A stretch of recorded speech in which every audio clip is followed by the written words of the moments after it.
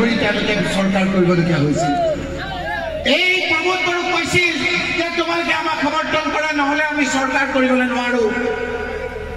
তেতিয়া এই হাগ্ৰামা মহিলাৰ একদম বেয়া পাইছিল। এতিয়া প্ৰমোদ বড়োৰ লগত তেওঁৰ কিবা কিবি হ'ল, এতিয়া তেওঁ হাগ্ৰামা তেওঁৰ নিজৰ হ'ল। বড়োৰ মাজত দিলে কাজিয়া লগায়। হাগ্ৰামা মহিলাইও এতিয়া বিভিন্ন ৰূপ তেওঁ। মই আজি এই পৰ্বতজোৰাত আপোনালোকক অনুৰোধ কৰিবলৈ আহিছোঁ, আপোনালোকে কাক ভোট দিয়ে মই নাজানো, কিন্তু হাগ্ৰামা মহিলাৰীক আপোনালোকে ভোট নিদিব লাগিছে। তেওঁক আপোনালোকে ভোট দিয়া মানে হিমন্ত বিশ্ব শৰ্মা শক্তিশালী হোৱা। আৰু কেইটামান দিন আছে, মই আপোনালোকক প্ৰমাণ সহ দেখুৱাই দিম যে তেওঁ হিমন্ত বিশ্ব শৰ্মা ডাঙৰীয়াৰ সমৰ্থনত আজি বিভিন্ন ঠাইত প্ৰাৰ্থী দিছে। হিমন্ত বিশ্ব শৰ্মাৰ দ্বাৰা তেওঁ আজি পৰিচালিত আজি হৈছে। সেইকাৰণে ৰাইজ আজি আপোনালোকক আমি অনুৰোধ কৰিবলৈ আহিছোঁ, এই ভোটটো আপোনালোকৰ নিজৰ। এই ভোটৰ লগত আপোনালোকৰ জীৱন জড়িত হৈ আছে। এই ভোটৰ লগত ল'ৰা ছোৱালীৰ ভৱিষ্যত জড়িত হৈ আছে। আমি পাহৰি গৈছোঁ, কৈছে গৌৰৱ গগৈ যে এটা সময়ত যেতিয়া আমি অশান্তিত আছিলোঁ, তৰুণ গগৈ ডাঙৰীয়াই গোটেই অসমখনৰ লগত এই BTR BTC এৰিয়াত বিভিন্ন ধৰণৰ আঁচনি দিছিল আপোনালোকক। আমাৰ ইয়াৰ ল'ৰা ছোৱালীবিলাক স্কুললৈ যোৱা নাছিল 2001 চনত। তৰুণ গগৈ ডাঙৰীয়াই ক'লে যে কোকৰাঝাৰৰ ল'ৰা ছোৱালী স্কুলত যোৱা সংখ্যা কিয় কম? দেখিলে যে কেনেকৈ যাব। আমাৰ দুখীয়া ল'ৰা ছোৱালীবিলাকৰ দুপৰীয়া খাবলৈ দিব নোৱাৰে। আমাৰ ল'ৰা ছোৱালীবিলাকক মাক বাপেকে দুপৰীয়া খাবলৈ দিব নোৱাৰাৰ কাৰণে স্কুলত ল'ৰা ছোৱালীবিলাক নপঠিয়াই বাপেক মাকে।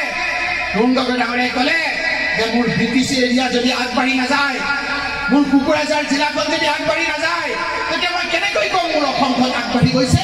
যোৱা তোমালোকে BTCক কৈ দিয়া, সকলো ল'ৰা ছোৱালীক স্কুলত পঠিয়াবলৈ স্কুলত খোৱা বোৱাৰ ব্যৱস্থা মই কৰি দিম।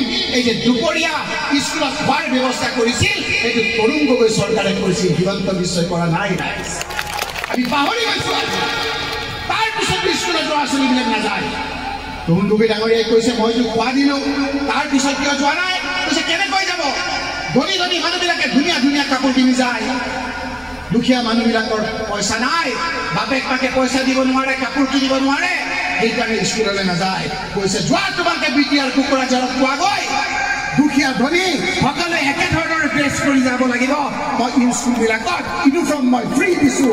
এই যে ইউনিফৰ্ম ফ্ৰী দিছে, হিমন্ত বিশ্ব শৰ্মাই দিয়া নাই ৰাইজ, সেইটো কংগ্ৰেছ চৰকাৰৰ তৰুণ গগৈ চৰকাৰে দিছে। তাৰপিছতো দেখিছে যে ল'ৰা ছোৱালীবিলাকৰ স্কুলৰ সংখ্যা কম। কিয়? যে কিতাপ কিনিবলৈ পইচা নাই আমাৰ ল'ৰা ছোৱালীবিলাকক। পাহৰি গৈছোঁ আজি আমি।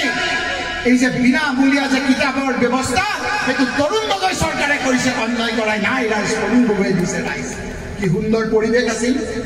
স্কুলত যায় ইউনিফৰ্ম দিয়ে, দুপৰীয়া খোৱা দিয়ে। তাৰপিছত দেখিছে ছোৱালীবিলাকে স্কুলত যোৱাৰ সংখ্যা কম। কৈছে ছোৱালী কিয় যায়? ছোৱালী কি কাৰণে কমকৈ যায়? বোলে গৰমত খোজকাঢ়ি যাবলৈ অসুবিধা হয়। যোৱা কোকৰাঝাৰত, যোৱা পৰ্বতজোৰাত ছোৱালীবিলাকক কৈ দিয়া, এক টাইম টেনৰ ছোৱালীক মই স্কুলত যাবৰ কাৰণে চাইকেল দিম। এই চাইকেল দিয়া আঁচনি কংগ্ৰেছ চৰকাৰে কৰিছে ৰাইজ। আজি আমি পাহৰি গৈছোঁ। এই যে আত্মসহায়ক গোট, এই যে আপোনালোকে যে আত্মসহায়ক গোট খুলি বেংকত যোৱা আৰম্ভ কৰিছে, কাৰ দিনত হৈছে? কংগ্ৰেছৰ দিনত হয়নে নহয় ৰাইজ? কংগ্ৰেছৰ দিনত আমি বেংকত মানুহবিলাকক মহিলাবিলাকক যোৱা আৰম্ভ কৰিছোঁ। এই সময়তেতো আমাৰ হিমন্ত বিশ্ব শৰ্মা আহিলে, আহি কৈছে যে এই কথাবিলাক আমি তৰুণ গগৈ ডাঙৰীয়াই কি কৰিলে? আপোনালোকে বিজেপিক ভোট দিয়ক, আমি আপোনালোকক 15 লাখ টকাকে দিম। আচৰিত কথা।